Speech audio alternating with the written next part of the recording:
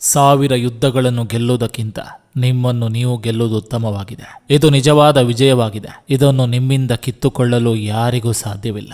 ಸಾಗರದ ಅಲೆಗಳು ಜೋರಾಗಿ ಸದ್ದು ಮಾಡಿದ್ರು ಸಾಗರದ ತಳ ಯಾವಾಗಲೂ ಪ್ರಶಾಂತವಾಗಿರ್ತದೆ. ನಾಲಿಗೆ ಹರಿತವಾದ ಚಾಕುವಿನಂತಾಗಿದೆ. ಅದು ರಕ್ತ ಚೆಲ್ಲದೆ ಕೊಲೆ ಮಾಡ್ತದೆ. ಉದಾರ ಹೃದಯ, ಕರುಣೆ ತುಂಬಿದ ಮಾತು, ಸೇವೆ ಹಾಗೂ ಸಹಾನುಭೂತಿಯ ಜೀವನವು ಮಾನವೀಯತೆಯನ್ನು ನವೀಕರಿಸುತ್ತದೆ. ಪ್ರತಿ ಮನುಷ್ಯ ತನ್ನ ಆರೋಗ್ಯ ಅಥವಾ ಅನಾರೋಗ್ಯದ ಲೇಖಕನಾಗಿದ್ದಾನೆ. ಸುಳ್ಳನ್ನು ತ್ಯಜಿಸುವುದು ಆರೋಗ್ಯಕರವಾಗಿದೆ. ಜೀವನವನ್ನು ಪ್ರೀತಿಸುವ ಮನುಷ್ಯ ವಿಷವನ್ನು ನಿರ್ಲಕ್ಷಿಸುವಂತೆ ನೀವು ಕೆಟ್ಟ ಕೆಲಸಗಳನ್ನು ನಿರ್ಲಕ್ಷಿಸಿ. ಕೋಪವನ್ನ ಹಿಡಿದಿಟ್ಕೊಳ್ಳೋದು ಒಂಥರ ನಾವು ವಿಷ ಕುಡಿದು ಬೇರೆಯವರು ಸಾಯಲಿ ಅಂತ ನಿರೀಕ್ಷೆ ಮಾಡುವಂತಾಗಿದೆ. ನೀವು ಯೋಚಿಸಿದಂತೆ ನೀವಾಗ್ತೀರಿ. ನೀವು ಅಂದುಕೊಂಡಿದ್ದನ್ನ ಆಕರ್ಷಿಸುತ್ತೀರಿ. ನೀವು ಕಲ್ಪಿಸಿದನ್ನ ರಚಿಸ್ತೀರಿ. ಭೂತಕಾಲದಲ್ಲಿ ವಾಸಿಸಬೇಡಿ. ಭವಿಷ್ಯದ ಬಗ್ಗೆ ಚಿಂತಿಸಬೇಡಿ. ನಿಮ್ಮ ಮನಸ್ಸನ್ನು ಪ್ರಸ್ತುತ ಕ್ಷಣದ ಬಗ್ಗೆ ಕೇಂದ್ರೀಕರಿಸಿ. ಸದ್ಯಕ್ಕೆ ನಿಮ್ಮ ಬಳಿಯಲ್ಲಿರುವುದನ್ನು ಗೌರವಿಸಲು ನೀವು ವಿಫಲರಾದರೆ ಸಂತೋಷ ಎಂದಿಗೂ ನಿಮ್ಮ ಬಳಿ ಬರೋದಿಲ್ಲ. ಪ್ರತಿದಿನ ಬೆಳಗ್ಗೆ ನಾವು ಮತ್ತೆ ಜನಿಸ್ತೇವೆ. ಇಂದು ನಾವು ಏನು ಮಾಡ್ತೇವೆ ಎಂಬುದು ಮುಖ್ಯವಾಗ್ತದೆ. ಪ್ರತಿಯೊಂದರಲ್ಲೂ ಒಳ್ಳೆಯದನ್ನ ನೋಡಲು ನಿಮ್ಮ ಮನಸ್ಸಿಗೆ ತರಬೇತಿ ನೀಡಿ. ನೀವು ಯಾರಿಗಾದ್ರೂ ದೀಪವನ್ನು ಬೆಳಗಿಸಿದ್ರೆ ಅದು ನಿಮ್ಮ ದಾರಿಯನ್ನು ಸಹ ಬೆಳಗಿಸ್ತದೆ. ನೀವು ಮೌನವಾಗಿದ್ರೆ ಹೆಚ್ಚಿಗೆ ಕೇಳಿಸಿಕೊಳ್ಬಹುದು. ನಿಮ್ಮ ಕೋಪಕ್ಕೆ ನಿಮಗೆ ಶಿಕ್ಷೆ ಆಗುವುದಿಲ್ಲ. ನಿಮ್ಮ ಕೋಪದಿಂದ ನಿಮಗೆ ಶಿಕ್ಷೆ ಆಗ್ತದೆ. ನಾವು ನಮ್ಮ ಆಲೋಚನೆಗಳಿಂದ ನಮ್ಮ ಜಗತ್ತನ್ನು ರೂಪಿಸಿಕೊಳ್ತೇವೆ. ಹಿಂದಿನ ಘಟನೆಗಳು ಎಷ್ಟೇ ಕೆಟ್ಟದಾಗಿದ್ರು ಮತ್ತೆ ನೀವು ಹೊಸದಾಗಿ ಪ್ರಯತ್ನಿಸಬಹುದು. ನೀವು ಯಾವುದಕ್ಕೆ ಅಂಟಿಕೊಳ್ತೀರೋ ಅದನ್ನಷ್ಟೇ ಕಳೆದುಕೊಳ್ತೀರಿ. ನಿಮ್ಮ ಮನಸ್ಸನ್ನು ಆಳಿ, ಇಲ್ಲದಿದ್ದರೆ ಅದು ನಿಮ್ಮನ್ನು ಆಳುತ್ತದೆ. ಹಿಂದಿನ ಘಟನೆಗಳು ನಿಮ್ಮನ್ನು ಮತ್ತಷ್ಟು ಉತ್ತಮಗೊಳಿಸಲಿ, ಕಹಿಯಾಗಿಸದಿರಲಿ. ಆಸೆ ಹಾಗೂ ಬಾಂಧವ್ಯ ದುಃಖದ ಮೂಲವಾಗಿದೆ. ಸೆನ್ಸಿಟಿವ್ ಜನ ಹೆಚ್ಚಿಗೆ ದುಃಖವನ್ನು ಅನುಭವಿಸ್ತಾರೆ, ಆದರೆ ಅವರೇ ಹೆಚ್ಚಿಗೆ ಪ್ರೀತಿಸ್ತಾರೆ ಮತ್ತು ಹೆಚ್ಚಿಗೆ ಕನಸುಗಳನ್ನು ಕಾಣ್ತಾರೆ. ನಿಮ್ಮೊಳಗೆ ಕೋಪವನ್ನು ಬೆಳೆಯಲು ಬಿಡದಿದ್ರೆ ಹೊರಗಡೆ ನಿಮಗೆ ಶತ್ರುಗಳಿರೋದಿಲ್ಲ. ಬಲಿಷ್ಠ ಜನ ಬೇರೆಯವರನ್ನ ಕೆಳತಳ್ಳುವುದಿಲ್ಲ, ಬದಲಾಗಿ ಅವರನ್ನು ಮೇಲೆತ್ತುತ್ತಾರೆ. ಮಾತುಗಳಿಗೆ ಕೊಲ್ಲುವ ಸಾಮರ್ಥ್ಯವಿದೆ, ಕಾಪಾಡುವ ಸಾಮರ್ಥ್ಯವೂ ಇದೆ. ಮಾತುಗಳಲ್ಲಿ ಕರುಣೆ ಮತ್ತು ನೈಜತೆ ಇದ್ರೆ ನಿಮ್ಮ ಬದುಕು ಬದಲಾಗ್ತದೆ. ಜೀವನದಲ್ಲಿ ಕಲಿಯಬೇಕಾದ ಅತಿ ದೊಡ್ಡ ಪಾಠವೇನೆಂದ್ರೆ ಶಾಂತವಾಗಿರೋದು. ಯಾವಾಗಲೂ ಆತ್ಮವನ್ನು ಪ್ರೀತಿಸಿ, ಮುಖವನ್ನಲ್ಲ. ನೀವು ಬಲಿಷ್ಠರಾಗಬೇಕಂದ್ರೆ ನಿಮ್ಮ ಒಂಟಿತನವನ್ನು ಆನಂದಿಸುವುದನ್ನು ಕಲಿಯಿರಿ. ಜನರಿಗೆ ನಿಮ್ಮ ಮುಂದಿನ ಪ್ಲಾನ್ಗಳ ಬಗ್ಗೆ ಹೇಳಬೇಡಿ. ನೇರವಾಗಿ ರಿಸಲ್ಟ್ಗಳನ್ನು ತೋರಿಸಿ. ನಿಮ್ಮ ಹಿಂದಿನ ನೆನಪುಗಳ ಬಂಧನದಲ್ಲಿ ಬಂದಿಯಾಗಿ ಉಳಿಯಬೇಡಿ. ಅದೊಂದು ಜೀವನ ಪಾಠವಷ್ಟೇ, ಜೀವವಧಿ ಶಿಕ್ಷೆಯಲ್ಲ. ಸೂರ್ಯನ ಬಿಸಿಲು, ನೀರು, ವಿಶ್ರಾಂತಿ, ಗಾಳಿ, ವ್ಯಾಯಾಮ ಹಾಗೂ ಮಿತಾಹಾರ ಇವು ಒಳ್ಳೆ ವೈದ್ಯರಾಗಿವೆ. ಯಾವುದೇ ಕಾರಣಕ್ಕೂ ಭರವಸೆಯನ್ನ ಕಳೆದುಕೊಳ್ಬೇಡಿ. ಯಾಕಂದ್ರೆ ನಾಳೆ ಏನಾಗ್ತದೆ ಎಂಬುದು ನಿಮಗೆ ಗೊತ್ತಿಲ್ಲ. ಅನಾವಶ್ಯಕ ಸದ್ದಿಗಿಂತ ಮೌನ ಅವಶ್ಯಕವಾಗಿದೆ ಹಾಗೂ ಉತ್ತಮವಾಗಿದೆ. ಕಲಿಯುವುದನ್ನು ನಿಲ್ಲಿಸದಿರಿ. ಯಾಕಂದ್ರೆ ಬದುಕು ನಿಮಗೆ ಕಲಿಸೋದನ್ನು ನಿಲ್ಲಿಸೋದಿಲ್ಲ. ರಿಲ್ಯಾಕ್ಸ್ ಆಗಿರಿ. ಯಾವುದು ಸಹ ನಿಮ್ಮ ಕಂಟ್ರೋಲ್ನಲ್ಲಿಲ್ಲ. ನಿಮ್ಮ ಸೋಲಿನ ಮೇಲೆ ಫೋಕಸ್ ಮಾಡಿದ್ರೆ ನರಳುತ್ತೀರಿ. ಅದೇ ನೋವಿನಿಂದ ಸಿಕ್ಕ ಪಾಠದ ಮೇಲೆ ಫೋಕಸ್ ಮಾಡಿದ್ರೆ ಬೆಳೆಯುತ್ತೀರಿ. ಭಾವನೆಗಳು ಪ್ರಯಾಣಿಕರಿದ್ದಂತೆ, ಅವುಗಳನ್ನು ಸುಮ್ಮನೆ ಬಂದು ಹೋಗಲು ಬಿಡಿ, ಹಿಡಿದಿಟ್ಕೊಳ್ಬೇಡಿ. ತಮ್ಮ ತಪ್ಪನ್ನು ಒಪ್ಪಿಕೊಳ್ಳದೇ ಇರುವವರಿಂದ ದೂರವಿರಿ. ಯಾಕಂದ್ರೆ ಅವರು ಎಲ್ಲ ನಿಮ್ಮದೇ ತಪ್ಪು ಎಂಬಂತೆ ವರ್ತಿಸ್ತಾರೆ.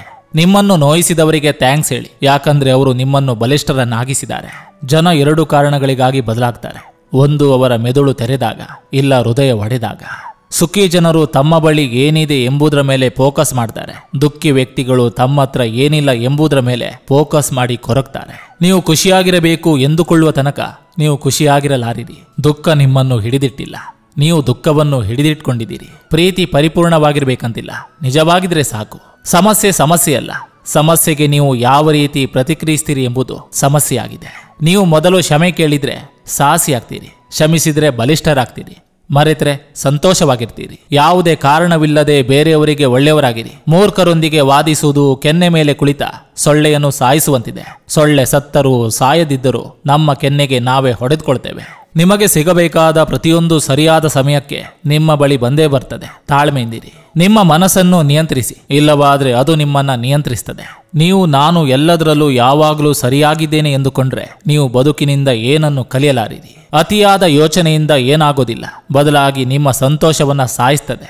ಸೇಡು ತೀರಿಸಿಕೊಳ್ಳಲು ಒದ್ದಾಡಬೇಡಿ. ಕರ್ಮಕ್ಕೆ ಆ ಅವಕಾಶವನ್ನು ಕೊಡಿ. ನಿಮಗೆ ಕಷ್ಟ ಕೊಡುವ, ನಿಮ್ಮನ್ನು ನೋಯಿಸುವ ಪ್ರತಿಯೊಂದು ನಿಮಗೆ ಗುರುವಾಗಿದೆ. ನಿಜವಾದ ರಿಲೇಶನ್ಶಿಪ್ನಲ್ಲಿ ನಂಬಿಕೆ ಮುಖ್ಯವಾಗಿರ್ತದೆ. ಅಲ್ಲಿ ಯಾವುದೇ ರಹಸ್ಯಗಳಿರೋದಿಲ್ಲ, ಸುಳ್ಳುಗಳಿರೋದಿಲ್ಲ. ಸೈಲೆನ್ಸ್ ಹಾಗೂ ಸ್ಮೈಲ್ ಯಾವಾಗಲೂ ಸಕ್ಸಸ್ಫುಲ್ ವ್ಯಕ್ತಿಗಳ ತುಟಿಯ ಮೇಲಿರ್ತದೆ. ನೀವು ಬೇರೆಯವರಿಗೆ ಒಳ್ಳೆಯದನ್ನು ಬಯಸಿದ್ರೆ ನಿಮಗೆ ಒಳ್ಳೆಯದಾಗ್ತದೆ. ಇದು ನಿಸರ್ಗದ ನಿಯಮವಾಗಿದೆ. ಬೇರೆ ವ್ಯಕ್ತಿ ಅಥವಾ ಘಟನೆಗಳಿಗೆ ನಿಮ್ಮ ಆಂತರಿಕ ಭಾವನೆಗಳನ್ನು ನಿಯಂತ್ರಿಸಲು ಬಿಡಬೇಡಿ. ಇಲ್ಲವಾದ್ರೆ ನಿಮ್ಮ ಆತ್ಮಶಾಂತಿ ಹಾಳಾಗ್ತದೆ. ಯಾವುದೇ ಸಂಬಂಧ ಹಾಗೆ ಸುಮ್ಮನೆ ಸ್ವಾಭಾವಿಕವಾಗಿ ಸಾಯೋದಿಲ್ಲ. ಈಗೋ, ಆಟಿಟ್ಯೂಡ್ ಹಾಗೂ ಇಗ್ನೋರೆನ್ಸ್ ಇಂದ ಸಂಬಂಧಗಳ ಹತ್ಯೆಯಾಗ್ತದೆ. ನಿಮ್ಮ ಲೈಫಿನ ಪಾಸಿಟಿವ್ ಸಂಗತಿಗಳ ಮೇಲೆ ಫೋಕಸ್ ಮಾಡಿದ್ರೆ ನೆಗೆಟಿವ್ ಸಂಗತಿಗಳು ತಾನಾಗಿ ದೂರವಾಗ್ತದೆ. ನೀವು ತಪ್ಪು ಮಾಡಿದಾಗ ಅದನ್ನು ಒಪ್ಪಿಕೊಳ್ಳಿ. ನೀವು ಸರಿಯಾಗಿದ್ದಾಗ ಸುಮ್ಮನಿರಿ. ಮೌನ ಖಾಲಿಯಾಗಿಲ್ಲ, ಅದರಲ್ಲಿ ಬಹಳಷ್ಟು ಉತ್ತರಗಳು ಅಡಗಿವೆ. ಒಳ್ಳೆಯ ವ್ಯಕ್ತಿಗಳಾಗಿರಿ, ಆದರೆ ಅದನ್ನು ಸಾಬೀತುಪಡಿಸಲು ಸಮಯ ವ್ಯರ್ಥ ಮಾಡಬೇಡಿ. ಕೋಪದಲ್ಲಿರುವಾಗ ಉತ್ತರಿಸಬೇಡಿ. ಸಂತೋಷವಾಗಿರುವಾಗ ಮಾತು ಕೊಡಬೇಡಿ. ದುಃಖದಲ್ಲಿರುವಾಗ ಯಾವುದೇ ನಿರ್ಧಾರಗಳನ್ನು ತೆಗೆದುಕೊಳ್ಬೇಡಿ. ತಮ್ಮ ಸುಳ್ಳುಗಳನ್ನೇ ನಿಜವೆಂದು ನಂಬುವವರೊಂದಿಗೆ ವಾದ ಮಾಡಬೇಡಿ. ಬದುಕು ಸುಲಭವಾಗಲ್ಲ, ನೀವೇ ಬಲಿಷ್ಠರಾಗಬೇಕು. ಮೌನ ಮೂರ್ಖರಿಗೆ ಸರಿಯಾದ ಉತ್ತರವಾಗಿದೆ. ಯಾರಾದರೂ ನಿಮಗೆ ತಪ್ಪಿ ಕೆಟ್ಟ ಕೆಲಸಗಳನ್ನು ಮಾಡಿದಾಗ ಅವರು ನಿಮಗಾಗಿ ಮಾಡಿದ ಒಳ್ಳೆಯ ಕೆಲಸಗಳನ್ನು ಮರೆಯದಿರಿ. ಒಂಟಿಯಾಗಿದ್ದಾಗ ನಿಮ್ಮ ಯೋಚನೆಗಳ ಮೇಲೆ ಹಿಡಿತ ಸಾಧಿಸಿ. ಗುಂಪಿನಲ್ಲಿದ್ದಾಗ ನಿಮ್ಮ ಮಾತುಗಳ ಮೇಲೆ ಹಿಡಿತ ಸಾಧಿಸಿ. ಸೋಲು ಹೇಡಿಗಳನ್ನು ಹಿಮ್ಮೆಟ್ಟಿಸುತ್ತದೆ, ಶೂರರನ್ನು ಪ್ರೋತ್ಸಾಹಿಸುತ್ತದೆ. ಕೊಡುವವರು ಅತ್ಯಂತ ಸುಖಿ ವ್ಯಕ್ತಿಗಳಾಗಿದ್ದಾರೆ, ತೆಗೆದುಕೊಳ್ಳುವವರಲ್ಲ.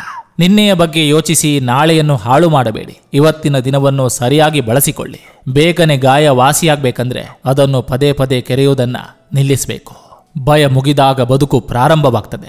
ನಮ್ಮಲ್ಲಿ ಒಳ್ಳೆತನ, ಒಳ್ಳೆಯ ಮನಸ್ಸು ಇದ್ರೆ ಇನ್ನೊಬ್ಬರ ಒಳ್ಳೆಯ ಮನಸ್ಸು, ಒಳ್ಳೆಯ ಗುಣಗಳನ್ನು ಅರ್ಥ ಮಾಡಿಕೊಳ್ಳಲು ಸಾಧ್ಯ. ಪ್ರೀತಿ ಪ್ರೇಮಗಳು ತಾವಾಗಿಯೇ ಹುಟ್ಟಬೇಕು, ತಾವಾಗಿಯೇ ಬದುಕುಳಿಯಬೇಕು. ಕೋಪದಿಂದ, ಜಗಳದಿಂದ, ತಗಾದಿಂದ ಉಳಿಸಿಕೊಳ್ಳೋದಲ್ಲ. ಅತಿಯಾಗಿ ತಿನ್ನುವುದು, ಅತಿಯಾಗಿ ಮಾತಾಡೋದು, ಅತಿಯಾಗಿ ಯೋಚಿಸೋದು ಇವೇ ಎಲ್ಲ ಸಮಸ್ಯೆಗಳಿಗೆ ಮೂಲ. ಪ್ರೀತಿಯಿಂದ ದ್ವೇಷ ಕೊನೆ, ದ್ವೇಷವು ದ್ವೇಷದಿಂದ ಎಂದಿಗೂ ಕೊನೆಗೊಳ್ಳೋದಿಲ್ಲ.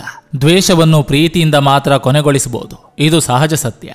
ಕಾಯ್ಬೇಕು ಅಷ್ಟೇ. ಎಲ್ಲದಕ್ಕೂ ಕೊನೆ ಇದೆ. ಅದು ಸಂತೋಷ ಆದ್ರೂ ಸರಿ, ಕಷ್ಟಗಳಾದ್ರೂ ಸರಿ. ಅಹಂಕಾರ ಎಲ್ಲಿಂದ ಪ್ರಾರಂಭವಾಗುತ್ತೋ ಪತನವು ಅಲ್ಲಿಂದಲೇ ಶುರುವಾಗುತ್ತೆ.